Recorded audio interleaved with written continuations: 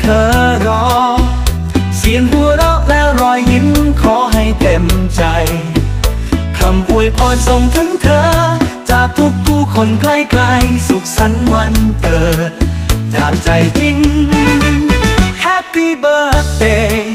สุขสันต์วันเกิดขอให้เธอสุขใจมีรักที่สดใสมีฝันที่กว้างไกลทุกนาทีทุกช่วงเวลามีแต่ความสุขล้นเข้ามาสุขสันต์วันเกิดให้เธอสมปรารถนาแสงเทียนส่องทางให้เธอก้าวไปไม่ว่าฝันจะไกลเท่าไรจงเดินต่อไปทุกอุปสรรคที่เจอขอให้ผ่านไปได้มีพลังใหม่ในทุกวันเธอคือของขวัญที่โลกมอบให้ในวันนี้เรามารวมฉลองไปอยากเห็นเธอยิ้มในทุกวันเพราะเธอคือแสงตะวันของเรา Happy birthday สุขสันต์วันเกิดให้เธอสุขล้นมีรักที่ยิ่งใหญ่ทุกคนอยู่เคียงข้างทุกเรื่องร้ายก็ผ่านไปสุขภาพใจสุขภาพกายสุขสันต์วันเกิดขอให้เธอสุขนิรันดร์นิรันดร์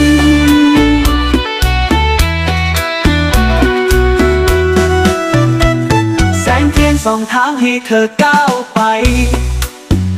ไม่ว่าฝันจะไกลเท่าไรจงเดินต่อไปทุกอุปสรรคที่เจอขอให้ผ่านไปได้มีพลังใหม่ในทุกวันเธอคือของขวัญที่โลกมอบให้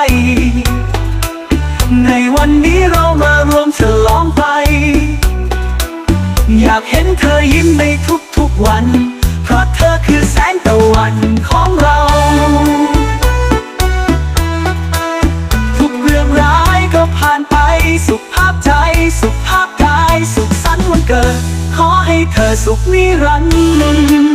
วันนี้วันดีวันที่เธอรอเสียงหัวเราะและรอยยิ้มขอให้เต็มใจคำอวยพรส่งถึงเธอจากทุกผู้คนใกล้ๆสุขสันต์วันเกิดจากใจจริง Happy birthday สุขสันต์วันเกิดขอให้เธอสุขใจมีรักที่สดใสมีฝันที่กว้างไกลทุกนาทีทุกช่วงเวลามีแต่ความสุขล้นเข้ามาสุขสันต์วันเกิดให้เธอสมปรารถนาแสงเทียนส่องทางให้เธอก้าวไปไม่ว่าฝันจะไกลเท่าไรจงเดินต่อไปทุกอุปสรรคที่เจอขอให้ผ่านไปได้มีพลังใหม่ในทุกวันเธอคือของขวัญที่โลกมอบให้ในวันนี้เรามารวมฉลองไปอยากเห็นเธอยิ้มในทุกวันเพราะเธอคือแสงตะวันของเราสุขสันต์วันเกิดให้เธอสุขล้นมีรักที่ยิ่งใหญ่ทุกคนอยู่เคียงข้างทุกเรื่องร้ายก็ผ่านไปสุขภาพใจสุขภาพกายสุขสันต์วันเกิดขอให้เธอสุขนิรันดร์ Happy birthday to you